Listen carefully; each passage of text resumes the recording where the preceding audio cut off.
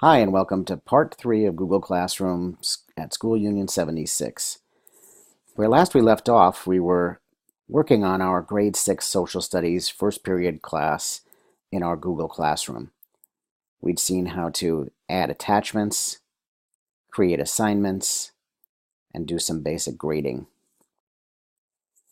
What I'd like to show you now is how to create a quiz for your students to add into the Google Classroom. You start out, let's just say you're in your email. We're going to open up our Google Drive. And in our Google Drive, we're going to go and click on New, and then we go down to where it says More. We're going to go on to Google Forms, and we're going to call this Constitution Quiz. Now it's important that we go under this little gear icon here because we don't want just a regular form. We want this to be specific as a quiz. And under this gear icon, you'll notice there is a tab here that says Quizzes. But before we do that, we want to take a look at our settings. Do we want to collect email addresses? Yes, we do. Do we want to limit our responses to one response? Yes, we do. Do we want our students to be able to edit their quiz after they've submitted? No, definitely not. And do we want them to see a summary? Sure, why not? Let me go back up here and we take a look at where it says Quizzes. We want to make this a quiz. Immediately after each submission, we want them to be able to see their grade? Yes. Alternately, we could say we don't want them to see it, and we can manually review their grades before we let them see it. Can they see their missed questions, correct answers, and point values? In this case, we're going to hit Yes. Under the Presentation tab, we've got some more options here. We can leave that alone for now, but you can always go back and edit those things to your liking later. So we're going to hit Save. Right now, we can see up here it says Untitled Form, but we've named the quiz. So when we click on this, it automatically fills that in for us. Now we need to make some questions. In this case, the first question is going to be, when was the U.S. Constitution signed? And we can put in some dates. You'll notice this is a multiple choice question. You've got 3 options for quizzes here that can be graded: the drop down, the checkboxes, and the multiple choice. So we're going to say 1976, 1776, 1789, or 1989. Now we want to click over here where it says Answer Key. We want to click on the correct answer. And we can add some feedback.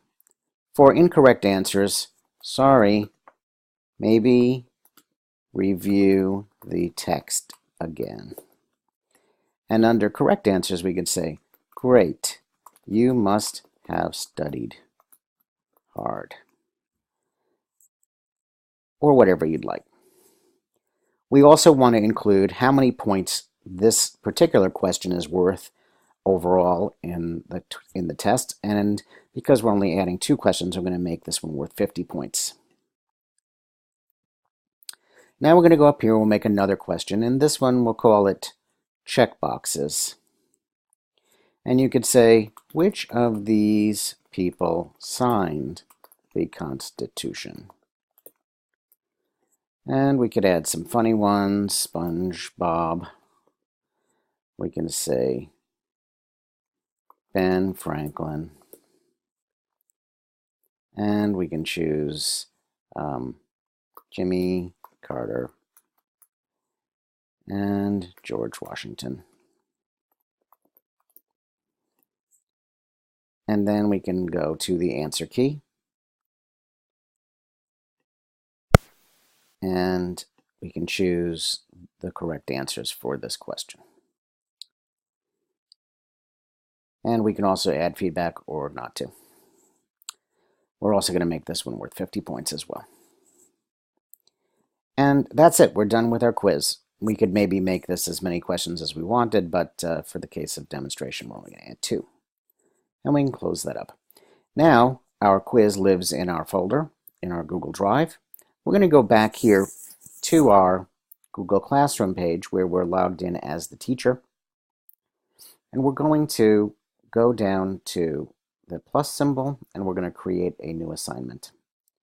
We're going to call this one Constitution Quiz. And we're not going to put a due date. We can choose a topic. And we could, if we wanted to, create a schedule and choose a time and a date where we wanted this quiz to be released, rather than assigning it right away. And for our purposes, we don't need to do that.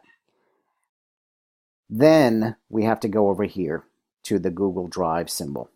We click on the Google Drive symbol, we choose the quiz that we've just created, and then we've got grade importing on. We're going to hit Assign.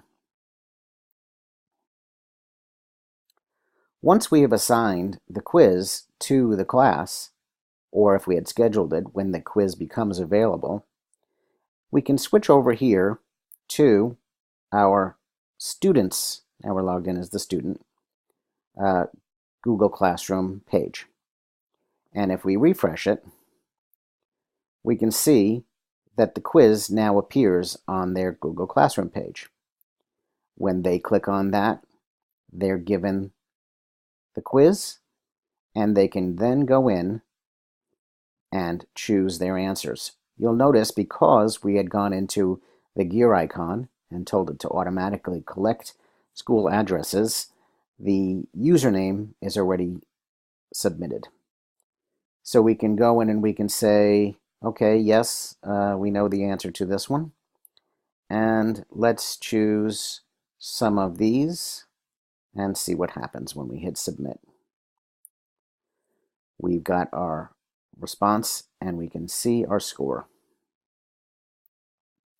Well, we only got one of these right because Jimmy Carter did not sign the Constitution. Here's the correct answers that were given. We've also got our feedback. So this is a great way for teachers to be able to give quick quizzes on some of the content that they are covering with their students. Once the student has completed the quiz, we can go back and we can take a look at what it looks like from the instructor's side. So the instructor has the indication that one of them has been done, and we can click on View Responses, and it takes us to our form again, and it shows us some detailed information about which people answered which questions and their relative success rate. We can look at them as a summary, by question, by individual. You'll notice there's a release score. That's if you hadn't had it automatically releasing scores. And you can also go here to where it says Create Spreadsheet.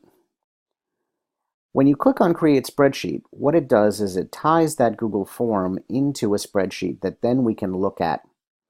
And we can look at their score and their username and all of the questions across and the answers that were correctly or incorrectly answered.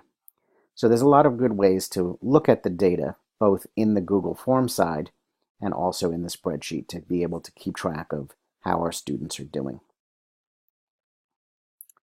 So this is a really nice way to be able to track students' progress.